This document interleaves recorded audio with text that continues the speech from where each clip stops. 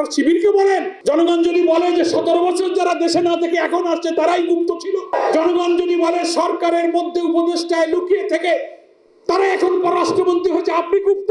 বিশ্ববিদ্যালয়গুলোতে ছাত্র দলের নেতারাই তো বলছে আমরা 17 বছর বিশ্ববিদ্যালয়ে কোনো রাজনীতি করতে পারি না, এখন কোথা থেকে উঠল? তাহলে আপনারাও গুপ্ত।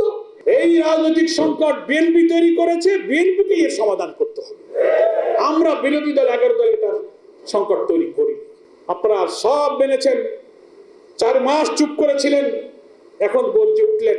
এখন আপনাদের ছাত্রদেরকে আপনারা এগিয়ে দিয়েছেন বিশ্ববিদ্যালয়ে কালকে ডাকসুর নির্বাচিত 30-40 হাজার ছাত্রছাত্রীদের ভোটে নির্বাচিত ছাত্র প্রতিনিধিকে আপনি শাহবাগ থানার কম্পাউন্ডের মধ্যে হায়নার মতো তাদের উপরে হামলে পড়ে নিষ্ঠুরভাবে লাঞ্ছিত করেছে, নির্যাতন করেছে।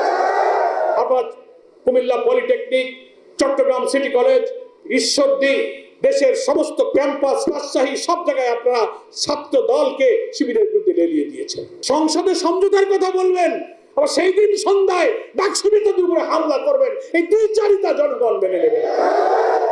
আপনাকে সংযত হয়ে সমন্বয় করে সমঝোতা করে যদি রেসপন্সিবল এবং কনস্ট্রাকটিভ দায়িত্ব পালন করতে হয় বিরোধী দলে এবং সরকারি দলে, তাহলে আপনারা আপনাদের ছাত্রদেরকে সংযত করুন, ছাত্রদেরকে নিবৃত করুন।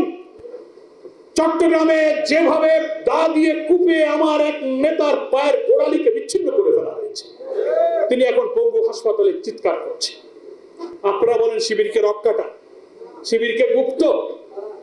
রক কারা কাটে? একটা প্রমাণ নাই যে শিবির কোনো রক কাটার রাজনীতি করেছে।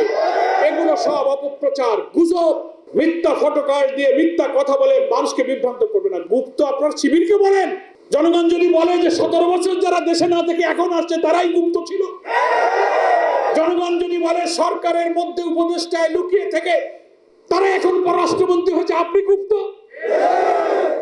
বিশ্ববিদ্যালয়গুলোতে ছাত্র দলের নেতারাই তো বলছে আমরা 17 বছর বিশ্ববিদ্যালয়ে কোনো রাজনীতি করতে পারি না, এখন কোথা থেকে উঠল? তাহলে আপনারাও গুপ্ত। যত দোষ নন্দ ঘোষ। এই জন্য আমরা প্রমাণ করেছি আমাদের তরুণ কাফেলা ইসলামী ছাত্র শিবির স্বাধীনতা বিরোধী, গুপ্ত, রাজাকার, রক কাটা, সাম্প্রদায়িক, মৌলবাদী যত গালি দিয়েছেন, হাজার হাজার দেশের 5টি প্রাইভেট ইউনিভার্সিটির ছেলেরা আপনাদের এই মিথ্যা কথাকে ক্যান্সেল করে দিয়ে শিবিরকে তারা বিশ্ববিদ্যালয়ে বিজয়ী করেছে। তার অর্থ হলো আপনাদের এই সমস্ত প্রচার হচ্ছে মিথ্যা গুজব।